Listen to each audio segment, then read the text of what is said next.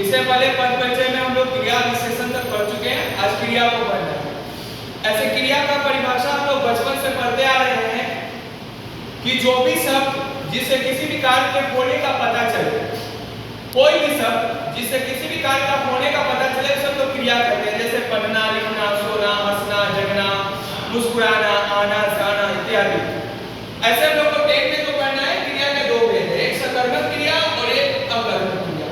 इसके नाम में एक परिभाषा छिपा हुआ है, सकर्मक यानी कि कर्म सहित, अर्थात जिसमें कर्म हो, जिसमें कर्म आवश्यक रूप से हो उसको सकर्मक क्रिया कहते हैं।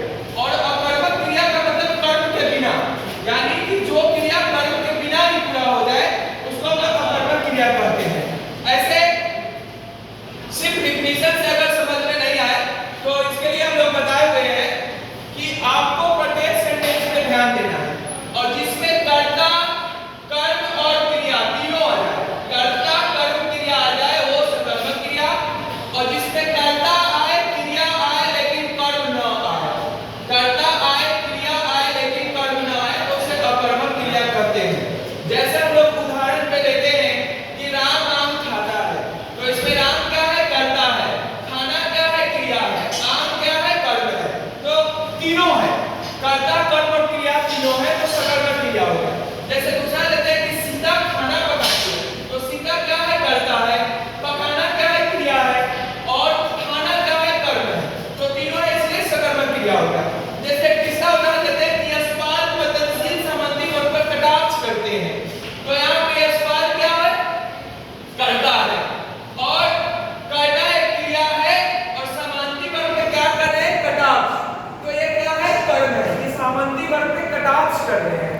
तो यहाँ पे कर्ता, कर्म, क्रिया तीनों है, इस हिसाब से सकर्मक क्रिया होगा। जैसे यहाँ उदाहरण देख लीजिए, बच्चा रोता है, तो यहाँ बच्चा कर्ता तो है, रोना क्रिया है लेकिन कर्म नहीं है, तो कर्म नहीं है इसलिए अकर्मक क्रिया होगा।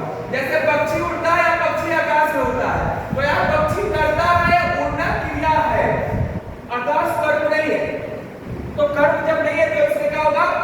अकर्मक क्रिया होगा। जैसे यशपाल का जन्म 1903 में हुआ था, तो यशपाल यहाँ पे कर्ता है और जन्म हुआ था तो होना एक क्रिया है लेकिन कर्म नहीं है, इसलिए अकर्मक क्रिया होगा। अब इसके हम लोग पद परिचय को देखते हैं, क्योंकि आपको बोर्ड एग्जाम में पद परिचय नहीं आता है।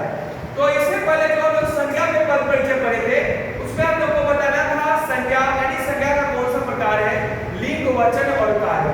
सर्वनाम में बताना पड़ता था कौन सा सर्वनाम है, लिंग, वचन और कार्य, और विशेषण में बताना पड़ता था विशेषण के प्रकार, लिंग, वचन और विशेष पद। उसी प्रकार हम लोग कारक जो क्रिया है, क्रिया में बताएंगे कौन सा क्रिया है यानी सकर्मक या अकर्मक, वचन एक वचन है या बहुवचन, लिंग है या पुल्लिंग, और काल कौन सा है, वर्तमान काल या भूतकाल या भविष्य काल। तो ऐसे उदाहरण देखिए, वे अपनी जवानी के दिनों को याद करते हैं। कोई खास आदमी है जो अपनी जवानी के दिनों को याद कर रहा है, तो वे क्या है? यहाँ पे कर्ता है, सब्जेक्ट है, याद करना क्या है? क्रिया है, और जवानी के दिन यहाँ पे कर्म है, जवानी के दिन, तो कर्ता, कर्म और क्रिया तीनों है तो सकर्मक क्रिया होगा।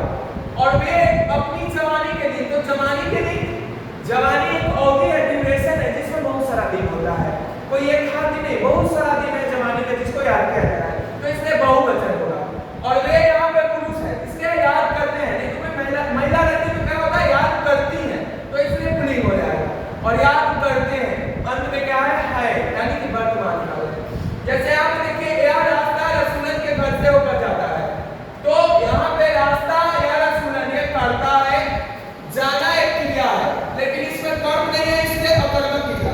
कोई एक रास्ता की बात हो रही तो एक वचन, और रास्ता क्या है? जाता है, जाती है, रहती तो पुल्लिंग मान लेते लेकिन जाता है, और ऐसे भी रास्ता क्या पुल्लिंग है तो पुल्लिंग है, और जाता है यानी वर्तमान काल।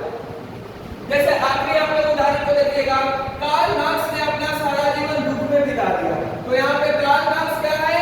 कर्ता है, बिताना क्या है? क्रिया है, और सारा जीवन यहाँ कर्म है, सारा जीवन क्या है? कर्म है, सारा जीवन क्या है? कर्म है, तो यहाँ कर्ता, कर्म, क्रिया तीनों है यानी सकर्मक क्रिया। और कार्ल मार्क्स आप लोग को मालूम है पुरुष थे तो पुल्लिंग, और कार्ल मार्क्स एक व्यक्ति की बात की जा रही है तो एक वचन, और बिता दिया मतलब बिता दिया था यानी कि भूतकाल। इस तरीके से